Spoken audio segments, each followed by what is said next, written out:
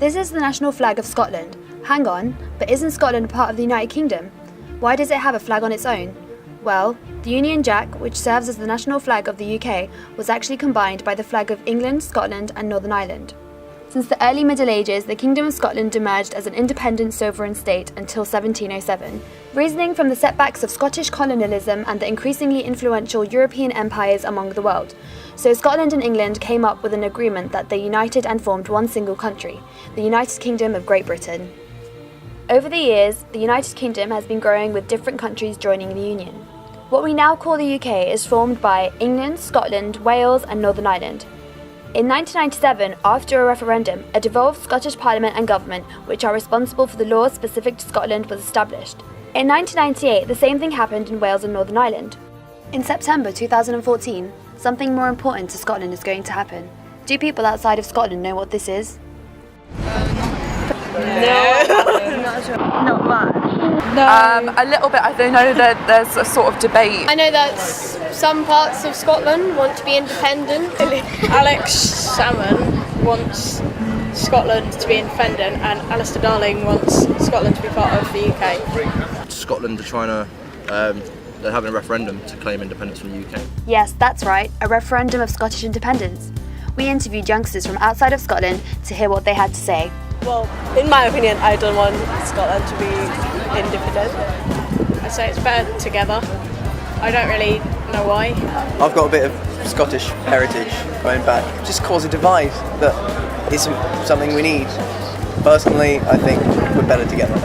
I'm not Scottish, so it doesn't really affect me, but it's up to the people, I suppose, yeah.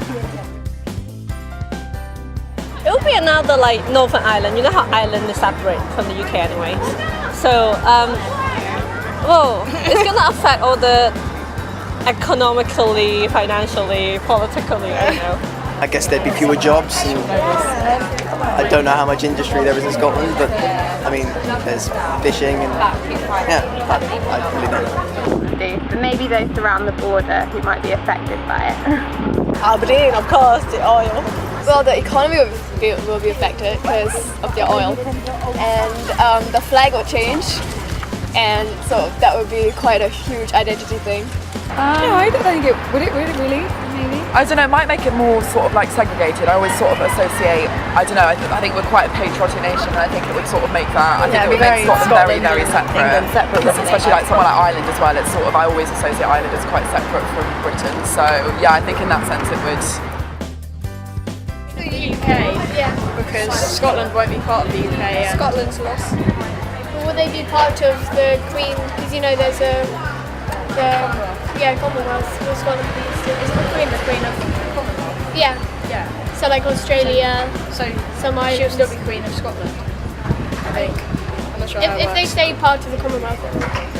Well, no, because they're not in. She's going to be the Queen of Scotland. Yeah, They're leaving. they're leaving, and so they're not in the UK. They can't really get sort of like all of the culture and everything from being in the UK if they're not going to actually be a part of it.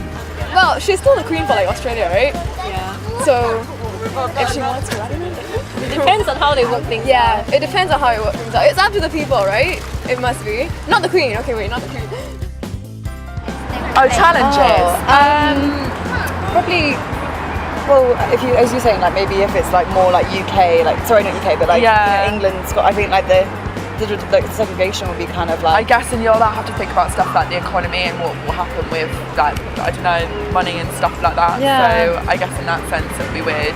I think it will be a bad idea for Scotland because of how they're not going to be able to have the pound, and so if they can't get the pound, then they might have to take the euro, and the euro is going really downhill. And if they might not even get the euro, and if they don't get the euro, then they're going to have to start their own currency, which basically might be worth nothing. So it's kind of. I don't think it'll be much more difficult, to be fair. I mean, they'll have to increase their border control because they would be their own country, but other than that, I don't think it'll be much different at all. Europe is now it's very open. We shouldn't worry about this. Because in this case, like for Singapore, I didn't think we had much of a choice. Like we had to survive or like die out in a sense. But here, the Scottish are the ones that want to get out. So I guess that's a bit different. And also, like Singapore doesn't have any resources other than its people. Yeah. Scotland does. So I think it has a better chance of survival actually.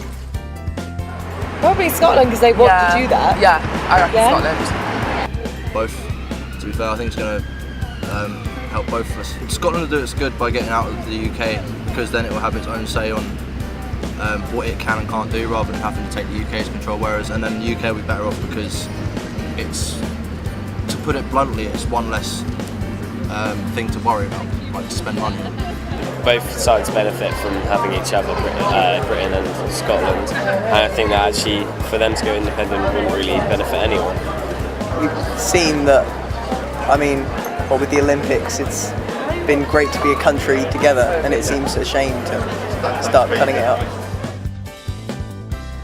To be fair, in my eyes, it's not that big a deal if, say, English citizens rather than the Scottish people have much of a say in it, because at the end of the day, we've been telling them how they should be run since as long as I know. So then, at least this time, they're going to have their own say on everything. So I think it should just be left to the Scottish people themselves.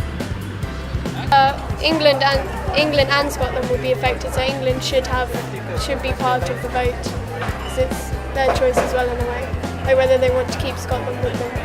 We're too young to really know what's going on properly. And also we don't live in Scotland, so it doesn't affect us. It's kind of us making a decision for other people when it's their home and it's their decision and it's what they want to do with their country, so we shouldn't really get involved. It's ultimately their decision.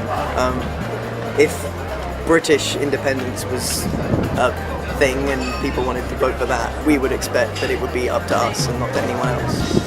It makes sense.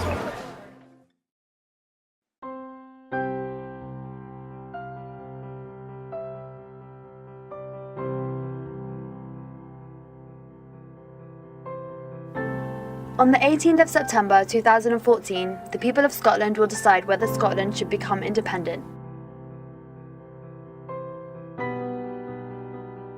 The effect that this will have on the UK, well, we can only wait and see.